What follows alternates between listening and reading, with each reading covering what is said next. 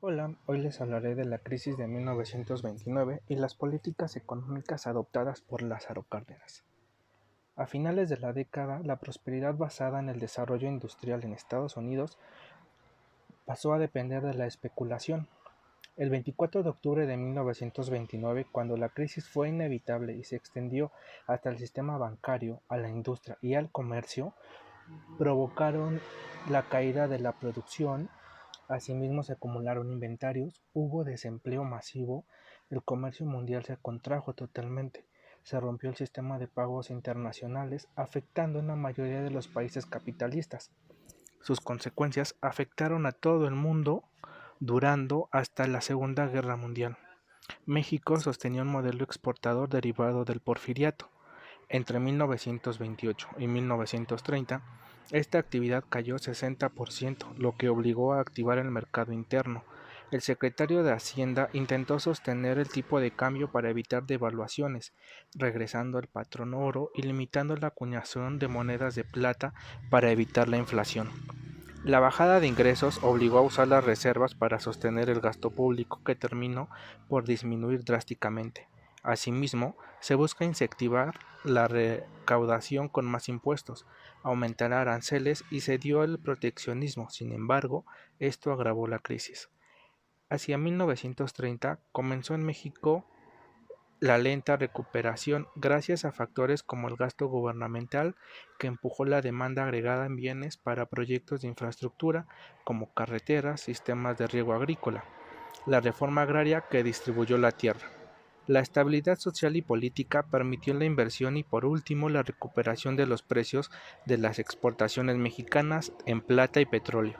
La industria se diversificó, se duplicó el tamaño de la planta industrial del país y el crecimiento industrial se aceleró mucho más que el Producto Interno Bruto y se mantuvo como motor de desarrollo durante más de 40 años.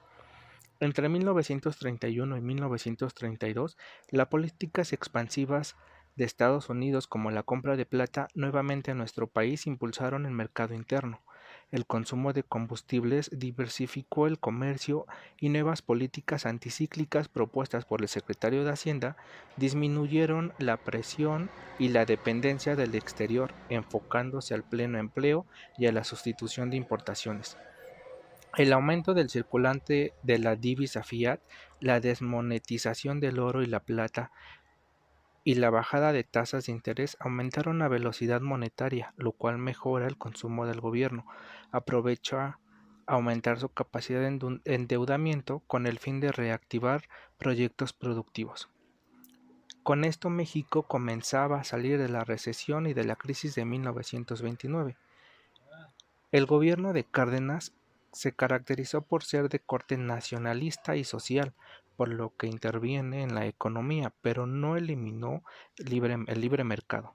Aprovechó la recuperación económica del país y el aumento del Producto Interno Bruto, que entre 1934 y 1937 fue de más del 20%.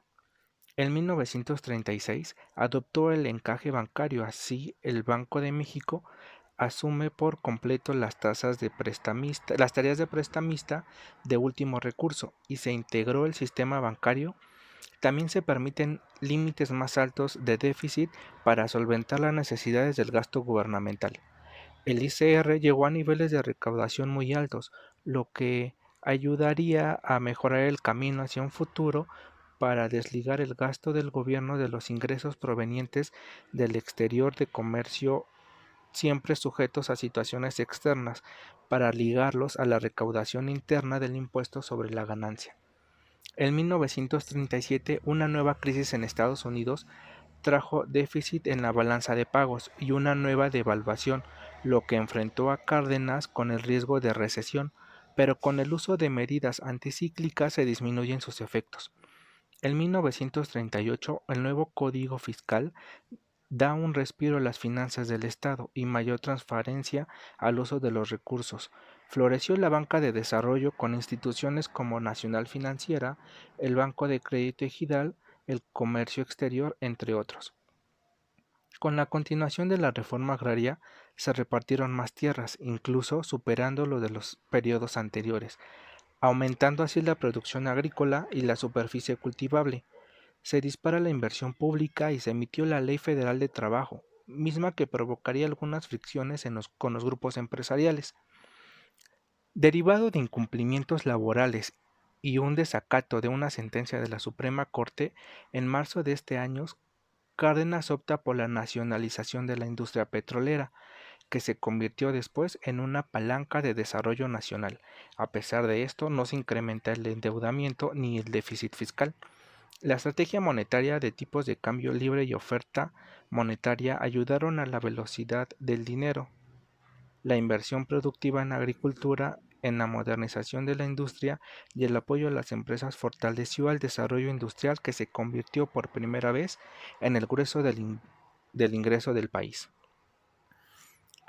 Conclusiones. La década de los 20 fue complicada para la economía mexicana, pero también ayudaron para establecer las bases de la industrialización.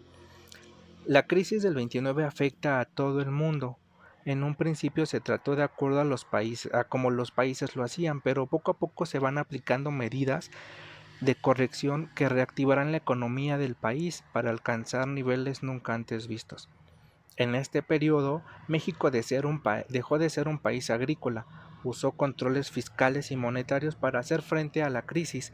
Se cambió el modelo primario exportador por uno de industrialización en apoyo del consumo interno y sustitución de importaciones. La nacionalización de Pemex, que aprovechaban la coyuntura de la Segunda Guerra Mundial para evitar represalias más fuentes del extranjero, permite a los ingresos los siguientes 30 años, llevando a lo que se conocería como el milagro mexicano, mismo periodo que se caracteriza no solo por el crecimiento, sino por el desarrollo a niveles de vida nunca antes vistos para la población en general. Muchas gracias.